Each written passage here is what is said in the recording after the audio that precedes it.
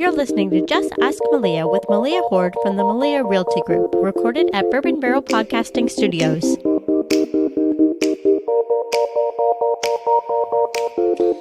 Hi, everybody. This is Malia Horde with the Malia Realty Group, and we are on our Just Ask Malia podcast. And today, our collaborative conversation is really exciting as we are 1 week out from the election of the 2020 election, both on the state and national level. And today, we are joined with Jonathan Miller and Steve Robertson. And if you guys haven't heard of either one, you are in for a real treat. Jonathan Miller is the former chairman of the Democratic Party of Kentucky, as well as the Kentucky State Treasurer. And he's known around the world, in the country right now, with his Recovering Politician blog. So be sure to jump onto that. And he's considered one of the legal experts on hemp, which is a hot topic. Steve Robertson has served as the chairman and the executive director of the Republican Party of Kentucky for nearly a decade. And he's worked on a very long list of political campaigns, both on the state, the federal, and the local levels, and is now a lobbyist. And for full disclosure, Steve is also married to one of our team members. So I want to be very transparent for everybody out there, and super excited that we were able to get both of them here because of that connection. So welcome, gentlemen. Thanks for having us. Great to be here. Yeah. Well, we really appreciate it. As you know, the elections, he said, she said, are you right? Are you left? Are you red? Are you blue? And you two are highly regarded as great legal experts. And so we want to ask you a couple questions about both the state and the federal level. So let's just start with the 6th District of Kentucky, the congressional seat race. It's Andy Barr, the Republican, and Josh Hicks, the Democrat. And as you know, this congressional seat covers Lexington and the surrounding counties. Andy Barr is the Republican incumbent, and he's served our community over the last 4 terms. His wife recently died, which was devastating to the public for both parties. And his Democratic challenger is Josh Hicks. He's a Lexington attorney, and he's former member of the U.S. Marines. So tell me, gentlemen, what do you think when, because we don't have those polling numbers to tell us who's up, who's down, and the district typically has run Republican. But what issues do these candidates run on, and what do you think we should be looking at and concentrating on as voters? I think this has become a closer race than people expected. Andy Barr is favored, certainly, and he's the incumbent and has won this seat several times already. Josh Hicks is a relative newcomer. He'd run before a close race for state representative.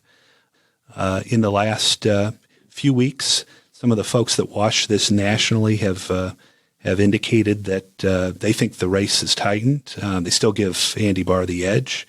And Andy Barr's campaign has been invested a whole lot of money in negative ads against Josh Hicks, which indicates that he must think it's a race because you don't need to go negative on an opponent that you're going to win by a landslide. What Josh Hicks is running on is similar to what we see at the national level. He's talking about health care and about efforts by Republicans, including Congressman Barr, to get rid of the Affordable Care Act, that would eliminate the ability of people who have pre-existing conditions to get health care. I think focusing on those kind of bread and butter issues that Democrats tend to focus on. Barr has been focusing on the conservative issues of this district, the economy, and it has been pointing back to Hicks for being a trial lawyer and carrying all the baggage that trial lawyers sometimes do. This will be, I think, the one close race that we'll be watching on election night here. And again, while I give Barr the advantage today in these elections, you just never know what's going to happen. So I do think Hicks has a shot. And I do agree with Jonathan that this race is getting a lot more scrutiny. And like Jonathan, I think it'll be a pretty close race. You just look 2 years ago when Andy Barr ran against Amy McGrath. Right. Andy came out with about a 10,000 vote victory in that election, and he got 51% of the vote. Amy McGrath, I think, got 48% of the vote. There were a few other candidates in the race that split the rest up. And in that race, Amy McGrath had a lot more money than Andy Barr. And I think it really came down to not who had the most financial resources to spend on a campaign. It came down to the fact that Andy Barr is very visible in this congressional district. And quite frankly, that helped him defeat Ben Chandler back in 2012. Ben just wasn't really seen. Right. And people just, I think, thought he lost touch. That's one thing that Andy Barr doesn't have to combat in this race. He's very in tune with this district, and that translates into what he does in Washington. He's always looking to get involved in issues that affect Central Kentucky. With his position on the Financial Services Committee, we all know that Lexington's economy is very rich in the level of financial service businesses that are here. But even when you get down to issues like substance use disorder and the opioid epidemic, Andy Barr has been a real leader in working to make sure that people who are in recovery have the resources they need to make it. And he's also supported the University of Kentucky with some substantial financial assistance from Washington to help them better understand the epidemic and how to get beyond it and create solutions to help a lot of families that are hurting, not only in Central Kentucky but around the state. And I know people are probably COVID worn out, but this opioid epidemic has only gotten worse since the outset of COVID. A lot of people's lives have changed, many not for the better. Anxiety levels have increased, and when things like that happen, sometimes people turn to things that otherwise wouldn't necessarily be on their minds. But he's been a very active congressman, and But you look again 2 years ago, Amy McGrath won Lexington by about 25,000 votes 2 years ago. And I was on KET's election night coverage then, and I think I had walked in and said to one of my fellow panelists that if Andy loses Lexington by more than 20,000 votes, I think this is going to be hard to win. But what we saw in 17 of the remaining 18 counties in the district, Andy won those by and large a 2-to-1 margin. And I think that, and maybe we'll get into this topic as we move into the U.S. Senate race and the presidential race. But one thing that we're seeing here in Kentucky is really an exacerbation of this urban-rural divide. We're starting to see the major metropolitan areas start to move more towards the Democratic Party, and we're starting to see every other corner of Kentucky become increasingly red, more towards the Republican Party. But it'll be interesting to see how it plays out. But I think Andy Barr is a favorite, but certainly that could be a close race. And who knows when we'll know the results with all of the ballots that are coming in by mail. It might take a while. It's interesting because and we'll probably get it more into the senator race as well for the state. You mentioned with the media and the money coming in, and that's been a hot topic around some of the kitchen tables. Is there's so much money spent on these elections and outside money coming into the states to affect the election. And I think when we get to the Senate race and talk about that, you'll really see it because the Senate race is such high exposure nationwide because of who's running. How do you guys feel with that, with outside money coming in to influence or use to marketing? That seems to be a big question with the little people. Yeah, I think it's one of those issues where everybody complains about it and thinks it's a bad thing, but it doesn't affect the ballots, that people don't go to the polls and say, I'm going to vote for this candidate because he was less mean or that he raised less money out of state. So the fact is that both sides are going to raise whatever money they can, legally, hopefully, and from whatever sources. And it really does make a difference. And Andy Barr's been always very good at raising money, both from in-state and out-of-state. And Josh Hicks has done a job that surprised a lot of us at raising. It's not as much as Barr, but has raised a respectable amount. And so that's made it into, a race to watch. And let's give credit where credit is due. The Democratic Party nationally several years ago made a significant commitment to start developing small donors who contribute online all across the country, and all they do is point an email, point a text, point a tweet out to candidates that they want people to get involved with, and they do. And it's taken a long time to get to that point, but that's really become a big asset for candidates running for the Democratic Party, because it creates almost an automatic source of substantial revenue. And I'm sure Josh Hicks has raised a good amount of money from that platform. And I know Amy McGrath has. I mean, when she announced her race for the U.S. Senate, I think she raised $20 million almost in the first day.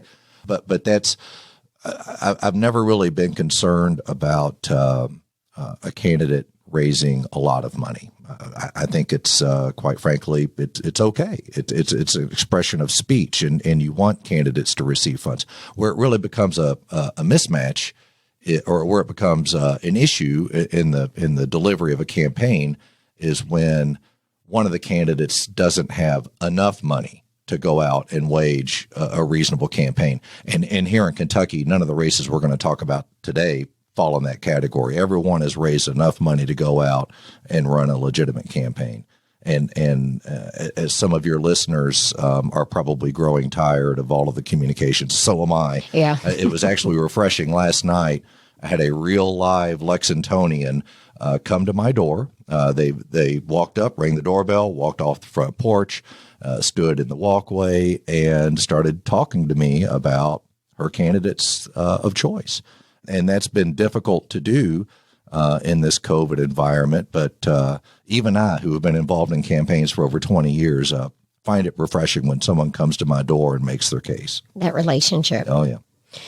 So let's move on to the Senate race, because the Kentucky U.S. Senate race seems to be an extremely hot topic. It's gotten a lot more attention in the media, both locally and nationwide. It's the Senate race between our Senate Majority Leader, Mitch McConnell, who is a 6-term Republican incumbent, and the Democratic challenger, Amy McGrath. And as you mentioned, Steve, Amy ran against Andy Barr 2 years ago for the congressional seat.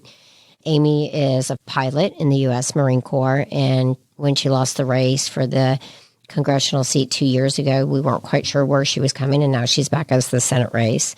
So the most recent polling data from the Mason-Dixon shows McConnell leading McGrath by 9 points. What do the Kentucky voters need to know about this race? What do you think some of the hot topics are, and the impact of winner or loser? I think there's two things. It's rare when a state has a majority leader in the United States Senate. And this is what, our second time this has happened? Yeah, he's been majority leader for a while now. And what comes with that, though, is clout. When things are being decided for Kentucky, we certainly have someone in that chamber who can fight for Kentucky. You look right now at the disagreement occurring between Nancy Pelosi and Leader McConnell over additional financial resources to help with COVID relief. Mitch McConnell, I think, is very keenly focused on how does Kentucky stack up in that. And Nancy Pelosi's plan right now, Puerto Rico would get more money than Kentucky. And I think that there are some fundamental differences about how much should something like that be. McConnell certainly has a more conservative approach. Pelosi's proposal is substantially more. But you start getting into fundamental disagreements about the scope of what government should be doing. Having someone like Mitch McConnell who can fight for Kentucky is valuable. The second thing for people who care about this, and I think most people do, is the fact that McConnell's legacy from serving in the United States Senate will be the fundamental transformation of the federal judiciary. And everything that they've done over the last 3+ years now to reshape the federal bench and put in place federal judges who will look at the law and look at the Constitution and make their decisions based on those two things, and no level of judicial activism is something that this country really needs, especially if we want our economy to thrive. But I think that ultimately his legacy will be what he's done and what he will do next week with Amy Coney Barrett when she's confirmed to the U.S. Supreme Court. But generally what the Senate has done under his leadership to transform the federal judiciary, that's huge. I think when most people you ask about this race, they roll their eyes and say, if I see one more television ad, I'm going to go crazy. So true. So many of them are negative, and this is I assume the second most expensive race in the country behind the presidency, and I think people are really tired about it. If you look at it in a good sense, though, unlike the presidential race, this race is being fought over the same set of facts. So there is an agreement here that one of the real issues of the race is that McConnell has been in office for 36 years. And Steve gave you the McConnell side of that, which is he's been able to accumulate a lot of clout and be in a position to help Kentucky based on that clout. And Amy McGrath saying, hey, that's too long. We need term limits. He hasn't done enough for Kentucky during that period, and we need to have a change. And it really will be a reflection of how people view that in terms of when they go to the ballot, if they haven't gone already, in terms of whether that is the preferred approach or not. I think unlike the bar race, this race, as you noted in the polling, is quite wider. I think McConnell is heavily favored to win. But again, this is a new politics here. Very few people expected Donald Trump to win in 2016. And given the way we're voting and through the mail and the concerns about COVID in person, you just don't know who could vote. So that uncertainty is giving Amy McGrath a chance here. In a typical election, we probably would say it's over, McConnell's going to win. But given all these crazy circumstances, you just really never know. Yeah, and when he says a chance, I think Amy McGrath has a good chance of winning Lexington and Louisville by epic margins. And then there's 118 other counties, I think, that will absolutely wash any shot that she has of winning this race right down the you-know-what. But it's not going to be a close race. This one's over. And I think it's because people in Kentucky, they understand what Mitch McConnell has done, and they understand the importance of having him there. And I think it'll be reflected on Election Day or a week or two later, whenever the counting is finished. Okay, so a little devil's advocate. And you brought up a great point, which we'll get into the presidential race, about 37 years, Joe Biden, 47 years. So that's going to be an interesting point to loop around again. But as you mentioned, Lexington and Louisville, highly Democratic. The rest of the state, very red. And in those other 118 counties, there's just mom and pop, right? Sitting in a farmland or the rural areas that maybe aren't as enlightened, but we have listeners over 11,000 that actually will receive this in their inbox, and then, tens and thousands of people beyond that.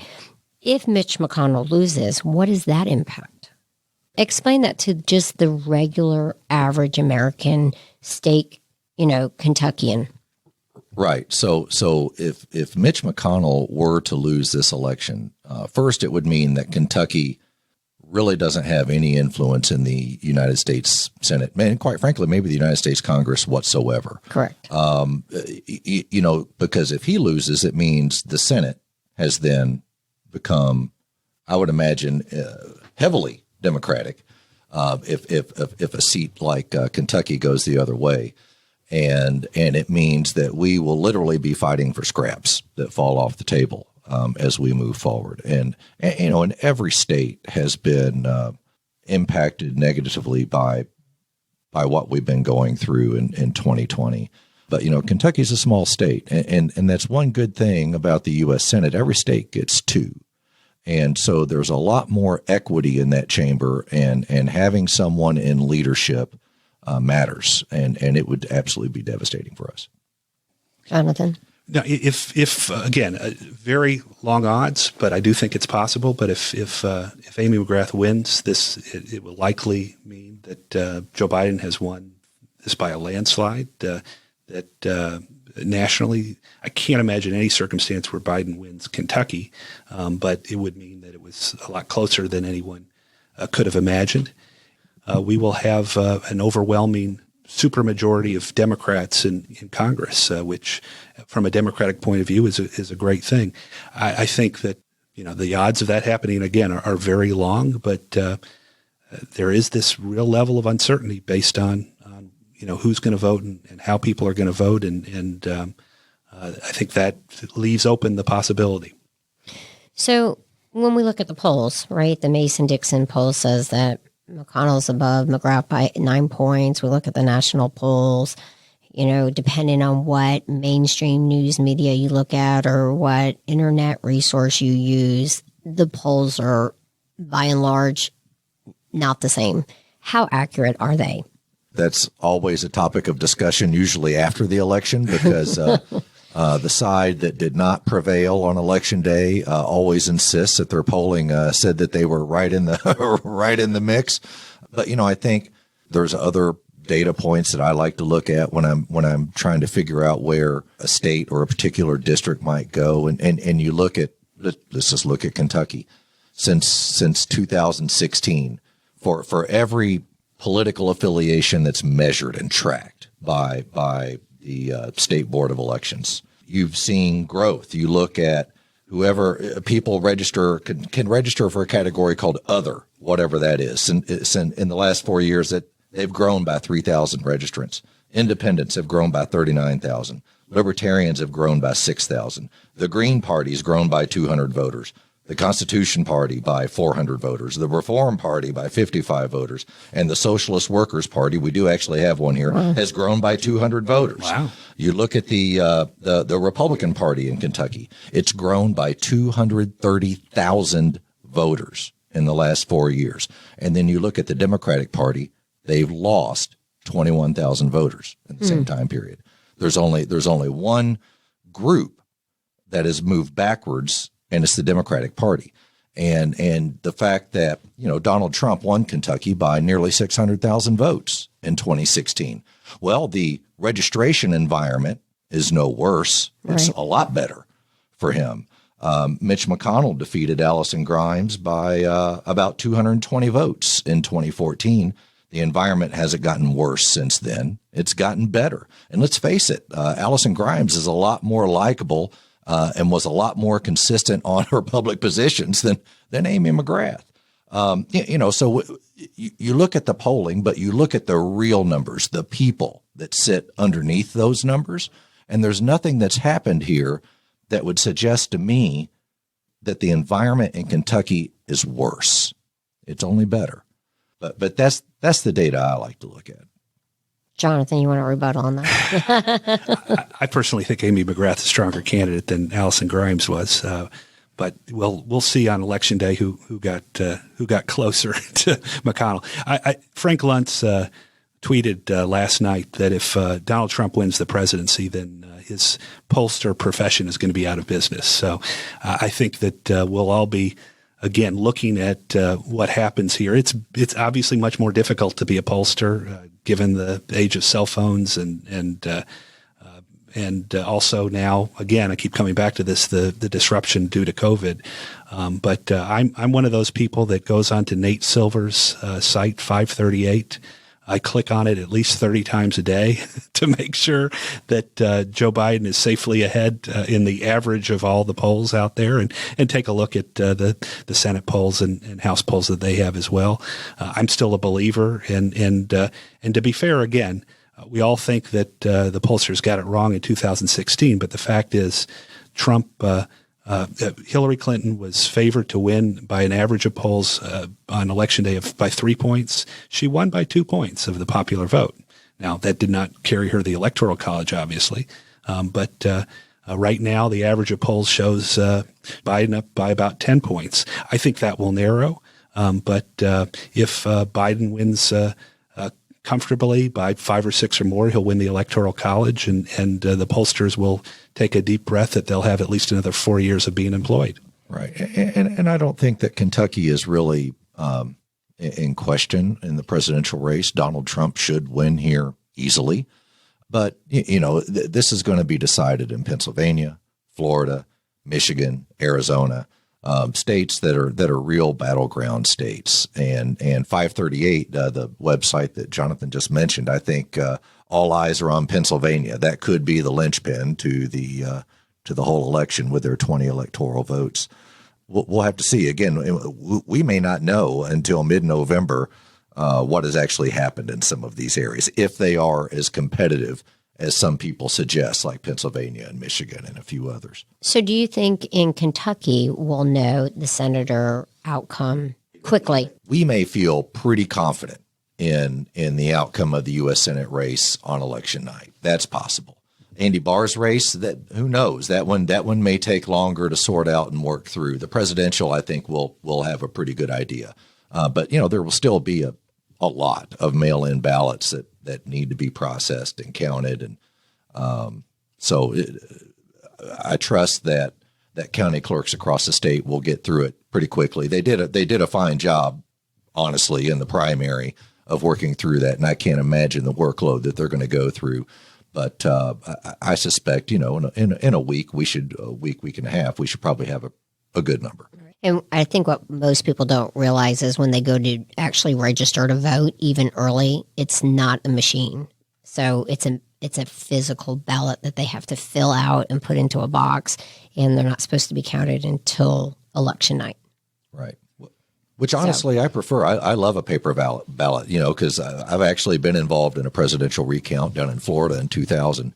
And when you have a paper ballot, if there's a close race, at least you have something to look at. Correct. Who knows? I mean, maybe there will be some election practices that emerge from 2020 that stick around. I think we're probably seeing a higher level of participation. I think for a lot of people, it's more convenient to vote. I know opinions are mixed about voting by mail, but I don't know. I mean, at the end of the day, making it easy to vote is not necessarily a bad thing. Yeah, and this is one area where, in this highly polarized partisan atmosphere, that we've seen really good bipartisan cooperation between Michael Adams, the Secretary of State, and Andy Beshear, the governor. And I particularly give credit to Adams because he's helped expand the mail-in voting and absentee voting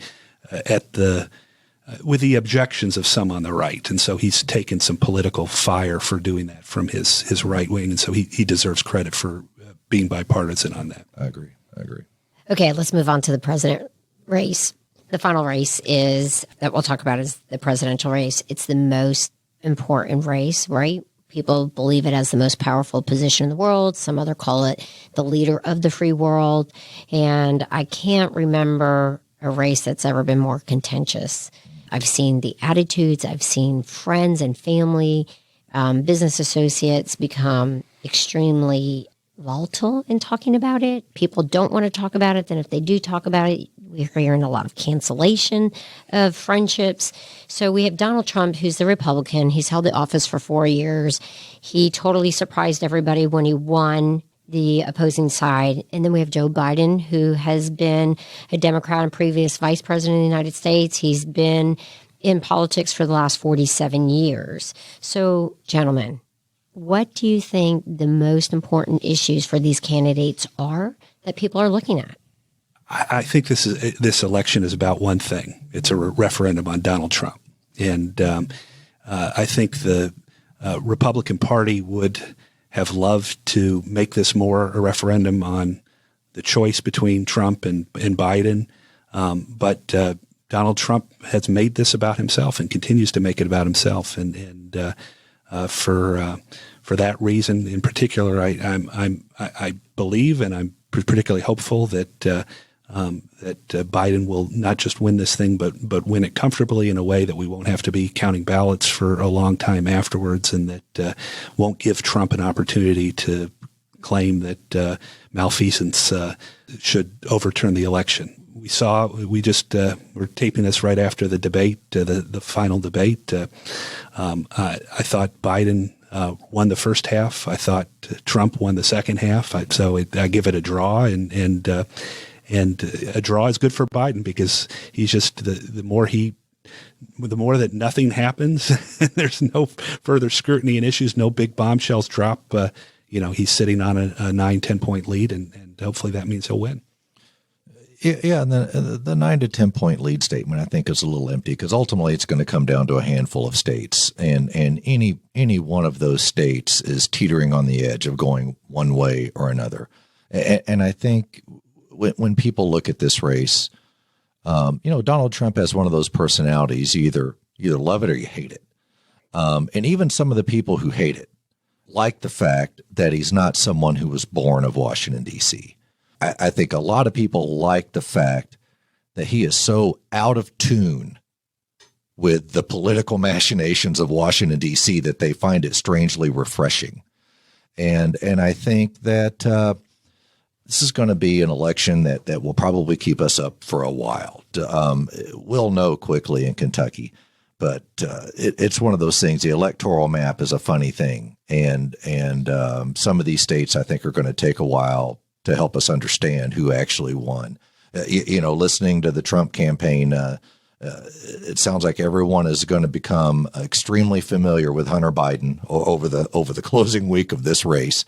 And honestly, with the way a lot of the voting is occurring, I think if this revelation occurred maybe a month and a half ago, it might have been more impactful than coming out a week before the election, because so many people have just voted, including people who were maybe persuadable. They voted because it's convenient to get your ballot by mail, to go early and vote in a voting center. But it's certainly been a campaign with a tone that I will not forget anytime soon. It's interesting when we sit around the office or go out with friends and family. A big conversation is, do you want a president that you like, or you want a president that will go out there and fight for you? And I think both sides are trying to present that argument that one is very compassionate, the likable guy, the personality. The other one's trying to present it that we fight for you, and don't go off on how we sound, and you don't have to like how we sound or what we say. It's, are we doing the job? So I see that constantly in conversations around my tables with people. You mentioned Hunter and Donald, people talking about, well, if this was Donald, would it get the same media if it's Hunter? So we can go back and forth with that all day long. I think some of the issues that we're hearing people talk about are obviously the internet influence and how that's influencing the vote, the Supreme Court. Is it going to be packed? Is it not going to be packed? Foreign policy, energy. They're talking about how do you open up the nation? And I think that's for a lot of the small businesses is how do we open back up the nation regardless of who wins, right? Do you think they're similar in their approach? I think Joe Biden is got a very balanced approach, and he articulated it well last night during the debate that he wants to open up the nation, he wants to open up schools, but that it's going to require significant input of federal resources to make sure that they have rapid testing and that there are safeguards in schools and in restaurants, et cetera, but that he treats this as a very serious issue. With Donald Trump, you just don't get the sense that he's treating this seriously, and I think that's shown with his rapid decline in the polls. Jonathan, I don't know if that's fair. I mean, you have Governor Beshear. Every time he issues a new order, every time he issues new guidance, he cites recommendations from the White House, and that the guidance being taken in Kentucky largely follows the recommendations coming from the White House. And the current individual at the top of the food chain in the White House is President Donald Trump. So I think that, look, both Donald Trump and Joe Biden want this country to get back to normal, or whatever our new definition of normal will be. I would imagine that they will have different approaches, but trying to respond to this global pandemic, this is a tough thing. I'm glad I'm not a governor. I'm glad I'm not a president right now trying to work through it. Honestly, who would want this position at this people point? of both parties, while they've disagreed on a lot of things that have occurred, you do see a lot of synergies between what states are doing, even states led by Democratic governors, in terms of their deference to White House guidance. So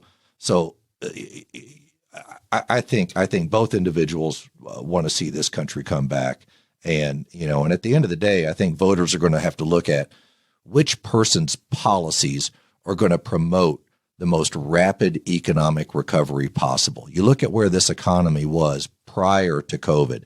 The Donald Trump economy was firing on all cylinders. So there is, when you become president of the United States, there's this whole federal government infrastructure that sits around you. The EPA, the Department of Transportation, Commerce, all of these agencies. And you have to look at who are the people that Joe Biden would install in those positions. Are these going to be people who are going to be advocates for the private sector, or are they going to be people who are going to be more prone to additional regulation, additional oversight, which ultimately which stifles economic growth? So if you want to look at, if you're a voter and you're trying to make a decision about who you want to elect, you need to think about which administration is going to have a public policy approach that's going to encourage rapid growth. That's right. And I think here in Kentucky, we've seen the impact of jobs leaving the state, right? We look at some of our biggest employers where they have taken people that have come from other countries and gotten trained by our state employees, and then those employees are losing their job. We see things being consolidated with some of our companies here that are the major employers. And we're seeing a lot of relocation, at least from the residential real estate side. We're seeing a lot of the companies relocate their employees out, or they're losing their jobs. So I think, that foreign trade, that foreign policy on how we're going to do manufacturing and promote the economy instead of sending it out is going to be a huge issue. I think we also have the issue of the deficit. And I'm surprised that we're not talking about that more during this campaign. We've got, $30 trillion almost in a federal deficit. This nation left the gold standard behind long ago, and I fear that there's no looking back. The U.S. dollar now stands on its own 2 feet. And and it's unfortunate, I don't think there's any way to get back to, nor at this point should we. We're so far beyond it. But our economy certainly is not built on the foundation it was before. But, good news for Kentucky as a result of COVID is in my travels around the state, I've been to a lot of small communities that have had people who work in New York, people who work in Chicago. They've come to an area of Kentucky that has some level of tourism attraction, particularly recently in areas around Lake Cumberland. And you have a lot of people who now realize that they don't necessarily need to live in New York or live in Chicago to still work for someone there. And this is the product of working remotely. And now that it's become more mainstream, I do think places like Kentucky are going to be viewed as maybe an area that people actually do want to relocate to. And I know that really doesn't relate to what we're talking about, but maybe some of your listeners, it certainly relates to what you do. I think Kentucky, places like Kentucky, are getting looks from people who are looking to get out of big city environments. Yeah, no, I'm very bullish about that as well. I do most of my work in Washington on behalf of the hemp industry. But since March, I've been doing all of my Washington work out of Lexington. And I think you're going to see a whole lot of people choosing to work out of their home or to work remotely, and I think that's going to benefit places that give a higher quality of life and a lower standard of living, like Kentucky, where you can have a job that is reflects a national or international practice, but do it out of a beautiful place and like Lexington or like Kentucky. So hopefully that will help the real estate market here as well. And I've got to tell you, I haven't had a day off since COVID and we got shut down in the state of Kentucky. And I think a lot of my counterparts are the same way. What's been really interesting from the real estate side is the amount of relocation that's coming into the state. Right. We're seeing people from Boston, New York State, Myrtle Beach, California, Seattle, coming here, Idaho, Colorado. It's been remarkable because I think people are working remotely, and it gives them the flexibility, the amount of land and property that you can get here in Kentucky, and the value and the culture. I mean, we have the bourbon. We're the horse capital of the world. We're the bourbon capital of the world. We're the lock capital of the world, which many people don't realize, right? We train all the CIA and FBI and all the world governments across the world, how to open up locks. We have the hospitals, we have the universities. We have a lot to offer here. When I moved here 21 years ago, I was the laughingstock of my friends back in New Jersey. Like, why are you going to Kentucky? Well, obviously it was because love and marriage brought me here.